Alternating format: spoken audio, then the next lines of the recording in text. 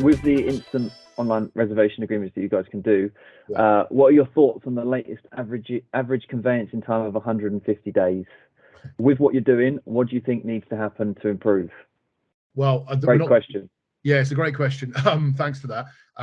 We definitely haven't got time to go through it all today about what we've got to do to improve. But, I think I gave an interview earlier this week on almost the same conversation, because I think it was Rightmove that issued a statement to agents saying, get your sellers listed now if they want to move by Christmas. I mean, we're halfway through the year and you're talking about Christmas already.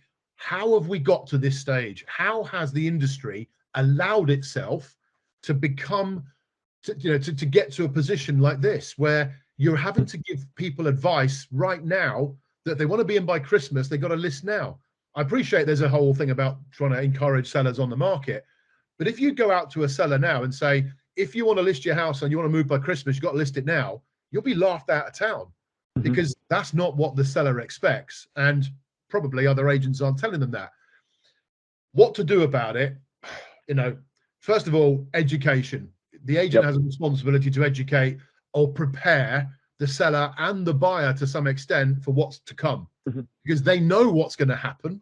The sellers and buyers are oblivious to how long this is going to take. So if you want to have good customer service, which every agent talks about, then you damn well need to educate people, because that's good customer service. 100%. Preparing them and taking action to prevent delay by starting things earlier.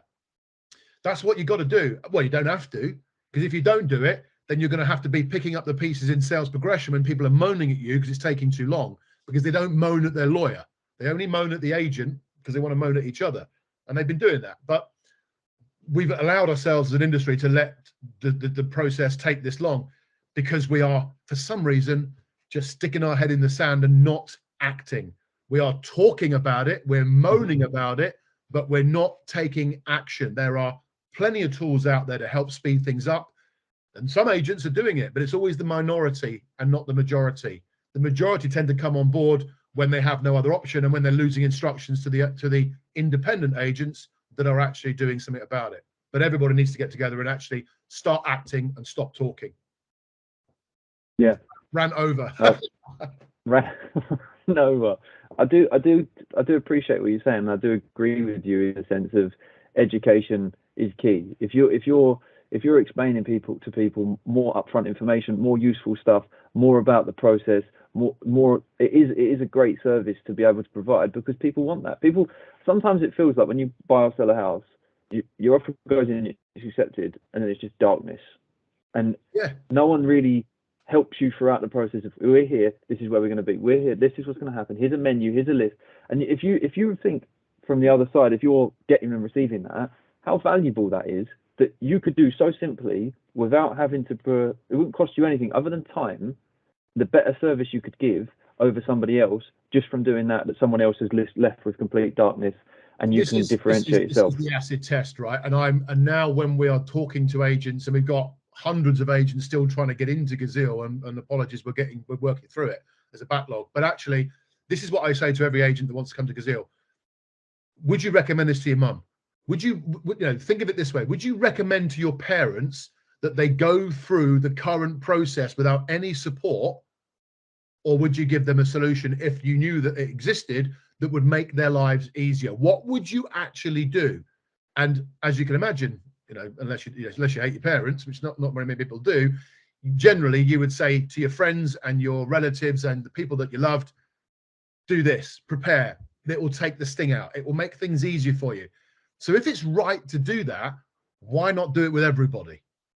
No, I'm with you. Does that make sense, right? Because that's how I Sure built it. I kind of looked at it and thought, what would I recommend to my kids, to my parents, to my loved ones? Would I say, yeah, look, do you know what? It's going to take you 3 months. It will be all okay. No, I wouldn't. I'd say, look, it's going to be hell on earth. You're going to get stuck in a process that you can't activate. You can't. It's very emotional, like me, and you can't do an awful lot about it. But that's why we created Gazeal, to give someone an option to have a slightly better path. You're no worse off without it. You're much better off with it. And if there are things out there, it doesn't have to be just Gazeal, then if you recommend it to your parents, you recommend it to everybody. And then the industry begins to move better. And agents get paid quicker, because all I'm hearing at the moment is, my pipeline is stuck. I can't get deals out. We've only completed exchange on 5% of our pipeline instead of 30%. Well, you're going to get into real trouble if you don't do something about it, you know. So the choice is yours. I think we should end on the choice is yours. Thank you very much, Bryan. Really appreciate you coming back on the show. And it's always a pleasure catching up with you.